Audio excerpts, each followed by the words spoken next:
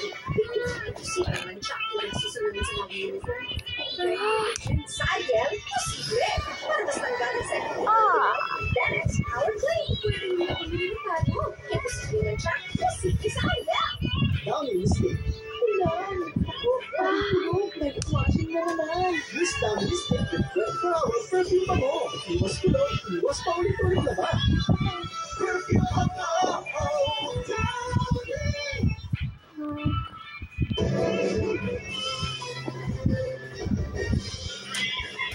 Arestado ang isang pulis Maynila na umano'y lasing matapos magpaputok ng baril sa Caloocan City. Nagpapatrol, Jeff Caparas. Pasado hating gabi po tayo na kung kailangan imbestigahan administratively o fully na gagawin po natin. So it serves as a warning to all members of NCRPO na kung may abuses na nangyayari sa babae, hindi natin ito tolerate. tumangging magbigay ng payag ang pulis na nasa kustudiya na ng Caloocan City Police Custodial Facility. Nasampahan na siya ng mga reklamong alarming scandal at indiscriminate firing. Jeff Camaras, ABS-CBN. Nagrayot ang grupo ng mga kabataan sa Tagbilaran City Mall sa kuha ng CCTV. Naglalakad ang mga menor de edad sa highway ng Barangay Common nang magkagulo at magsapakan ang mga ito. Kinumpirma ni Tagbilaran Mayor Jane Yap na nasa 11 pub sa gulo. Pumatuma ng pagsabog sa Tondo, Maynila nitong linggo. Kabilang dito ang 15 anyos na lalaki na critical ang kondisyon matapos matinding mapuruhan ng sumabog ang isang air compressor. Matindi din ang tinamong sugat ng kanyang nakatatandang kapatid na kinailangang sumailalim sa surgical procedures. Gayon din ang kanilang isa pang kaanak na sasailalim din sa operasyon. Problema umano nila ngayon ang mga gastusin sa ospital. Tiniyak ng matinding nasugatan sa insidente. Mas nakakalimutan na sa ating lahat yun. Kung unang-una, walang mga halak ko yung mga tao. Isa, hindi na rin nangangalakad. Pati yung bata, nangangalakad din para may makakain sila. Hihingi po kami tulong. Opera po para wala po ang pumasok po sa dyan.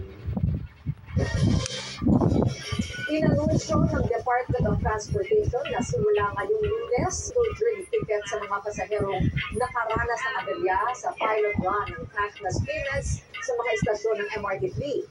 Kasunod ito ng mga error sa system, partikular ang mga kaso kung saan siningil ang mga pasahero ng maximum na pamasahe na 28 pesos sa exit first time. Sa panayam naman ng ABS-CBN News Channel kay Transportation Secretary Vince Dizon, sinabi niya hinili na nila sa kanilang payment partners na pagbutihin ang kanilang sistema para masigurong maayos ang takbo ng lahat.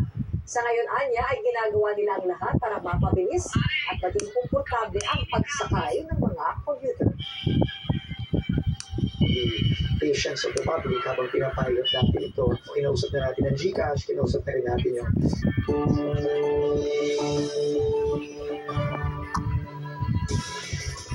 alamin na po natin na magiging lagay ng panahon mula kay ABS-CBN Rescue Meteorologist Ariel Rojas. Ariel, nililinaw ko, hindi ko nung pinagtatasala. Mainit.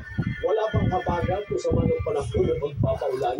Alam mo, Alvin, mainit sa ngayon sa malaking bahagi ng ating bansa dahil naka-monsoon break. Diyan lamang sa may extreme north Luzon nakaka-apekto ngayon ang kabagat at inasahang pipina pa at adrasya sa ating bansa. Samantala, may namuong low pressure area sa may silangan ng Pilipinas itong Lunes ng umaga. So itong namadaan sa layong 1,180 km ng southeastern Luzon. Kasi dito pumasok ng Philippine Bureau of Responsibility anumang oras. Mapatay na yun? Yung isa? Mababa ang chance na ito maging isang bagyo sa susunod na 24 na oras. Umilos po ang LPA pagkapasok sa PAR, pag-northwest, sa pagdalang kanluran, palapit sa may Luzon bago mag-weekend. Posibleng magsimulang magpaulan na ang trough extension ng LPA sa may Pilipinas at Visayas mula po sa araw ng Huwebes. Patuloy pong bantayan ng update tungkol sa manang panahon na ito. Sa rainfall forecast ang ulan ng bahagi sa umaga.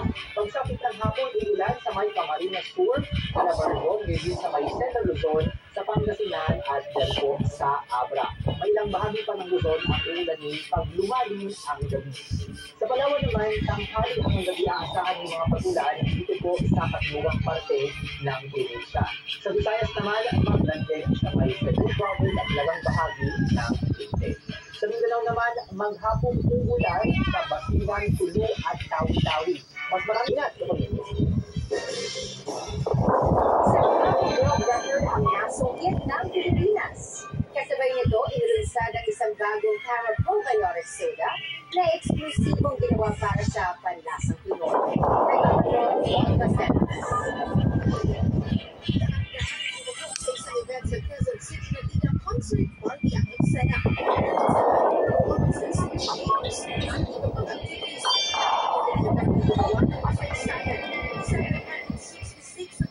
Para sa pinakamalaking party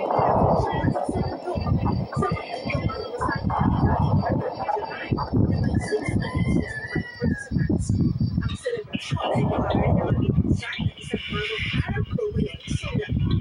Excited ito kasi usually ito sa pinagsama freshness at good taste ng isang carbonated soft drink. Was it huge process to actually research and develop this product solely to resonate with the Filipinos' At mga barkong pag-iba ng Pilipinas at India nagsagawa ng pagsasanay sa West Philippine Sea sa unang pagkakataon. Tuloy-tuloy pa rin ang ating pagbabalita sa pagbabalik ng TV Patrol.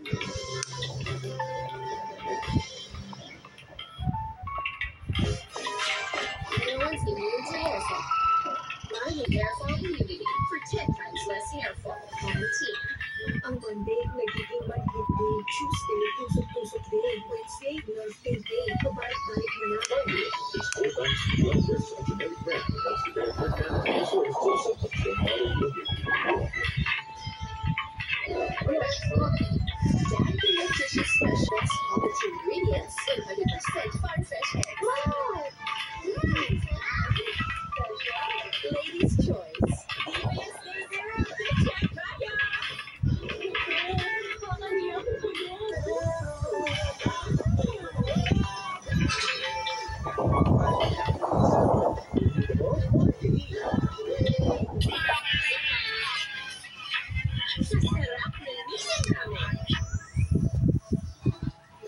Fill your morning with good vibes. Pag-mission ramen, good vibes ang gising. Ako ay nangarap ng isang mas maunlad na buhay. Buo ang aking loob at paniniwala na ang susi ng ating pangarap ay edukasyon, tiyaga at sakripisyo. The sacrifices given, I am now a licensed teacher and can pursue success. Kasama ko sa Lord and Lord bless me. I trust very much. Let us go. Tama sa harap mo. Ano ba? Ano ba? Kahit pagpas ka na sa kalendaryo, marami ka pang gustong gawin sa buhay.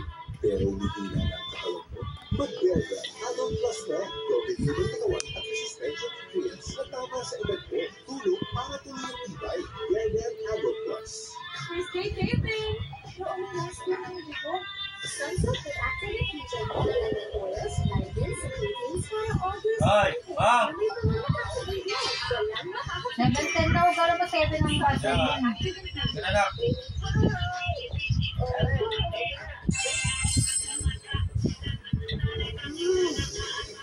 Ibang big sarap.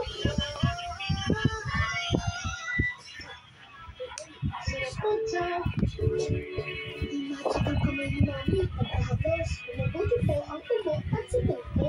Hindi ito magic. It's mixed out with methylated fibers that have coffee gold and the liquid sugar that is prescribed independently also during the milk takes flavor. That's why hirap ang ating pasilas din.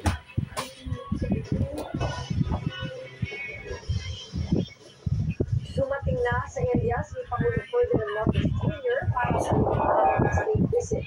Ayon sa Pangulo, layo niya makita ang karagdagang Pinas na Pilipinas sa mundo at mapaigting ang pagtutulungan ng Pilipinas at India sa pagkilala sa international law, lalo na sa mga karagatan. Nagpapatrol, Katrina Domingo.